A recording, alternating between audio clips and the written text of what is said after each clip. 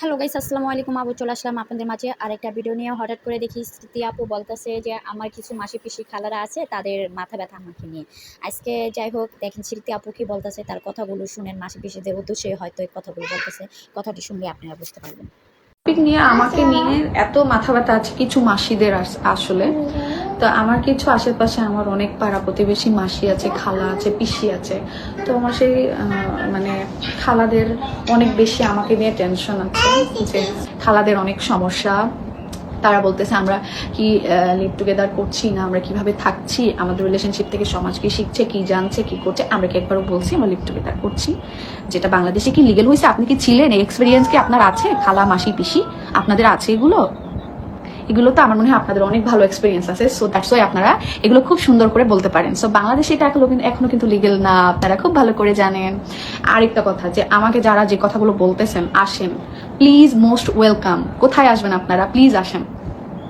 সারা জীবন তো মানুষকে নিয়ে গসিপ করে, যে আপনারা বলেন না যে ভিউ ব্যবসায়ী, বউ ব্যবসায়ী, জামাই ব্যবসায়ী, অমুক ব্যবসায়ী। তো যারা এই কথাগুলো বলে পোস্ট করতেছে, ভিডিও করতেছে, রোস্ট করতেছে, ওরা কি ব্যবসায়ী? ওরা কি ব্যবসায়ী?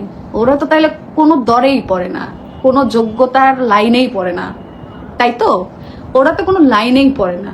কেউ যদি নিজের ওয়াইফকে নিয়ে ভিডিও করে, গার্লফ্রেন্ডকে নিয়ে ভিডিও করে, বাবা মাকে নিয়ে ভিডিও করে, বোনকে নিয়ে ভিডিও করে, ফ্যামিলিকে নিয়ে ভিডিও করে, বা নিজে ভিডিও করে, যাই নিয়ে ভিডিও করুক না কেন, তার পরিচয় দেখিয়ে নিজে যে অনলাইনে এসে নেগেটিভ কথা বলে যে ভিউটা কামাইতেছেন, সেটা কোন লিগেল ভিউ?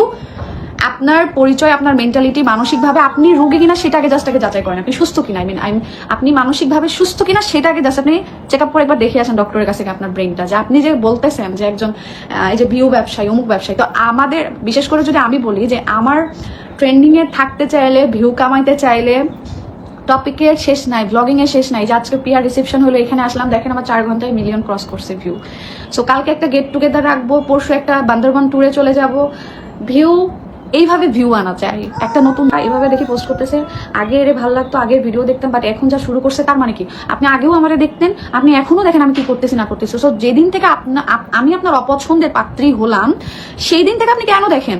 এটা তো আপনার কাছে বড় প্রশ্ন। মাসে আপনার কাছে বড় প্রশ্ন, খালাম্মা, যেদিন থেকে আপনাদের আমি অপছন্দ হইলাম, সেই দিন থেকে কেন দেখেন? আমার তো যাকে ভালো লাগে না, আমি তো ডিরেক্ট ব্লক লিস্টে ফেলাই দিই।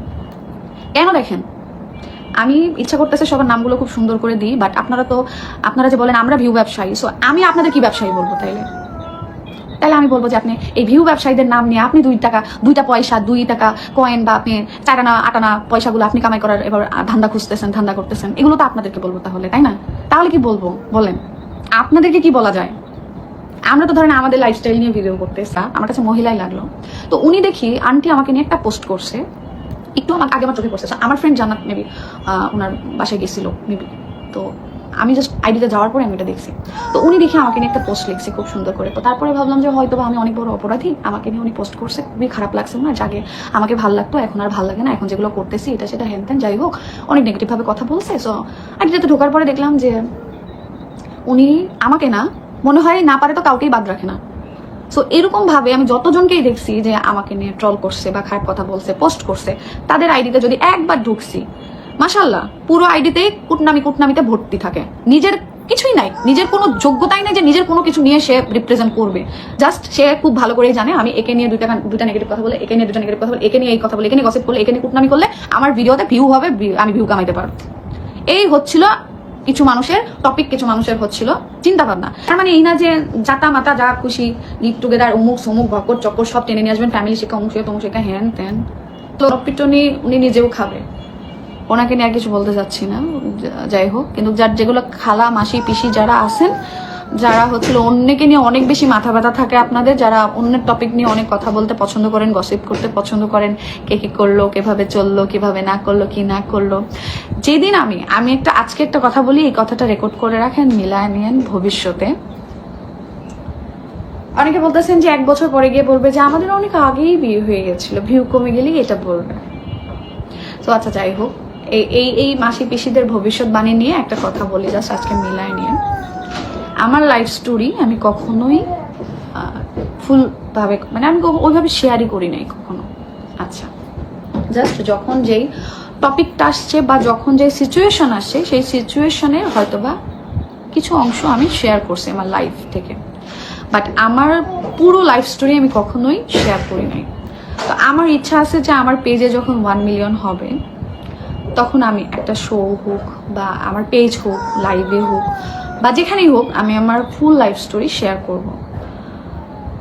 তো যদি আল্লাহ বাঁচায় রাখে, সুস্থ থাকি, ভালো থাকি, ব্লগিং লাইফে থাকি না থাকি, এই ক্যারিয়ারটা থাকুক না থাকুক, যাই হয়ে যাক না কেন, তবে আমার লাইফ স্টোরিটা আমি সেদিন শেয়ার করব। অ্যান্ড সেদিন ট্রাস্ট মি এমন শকড হবেন লাইফের কিছু ঘটনাগুলো শুনলে, যে সেই দিন মনে মনে এই যে এতগুলো কথা বলতেছেন, এত কিছু বলতেছেন, সেদিন এটা বলতে বাধ্য হবেন যে এই ভিউ কামানোর জন্য কোনো কিছুই করি নাই লাইফে। এইটা হয়তো প্রকাশ করবেন না, কিন্তু মনে মনে বলতে বাধ্য হবেন।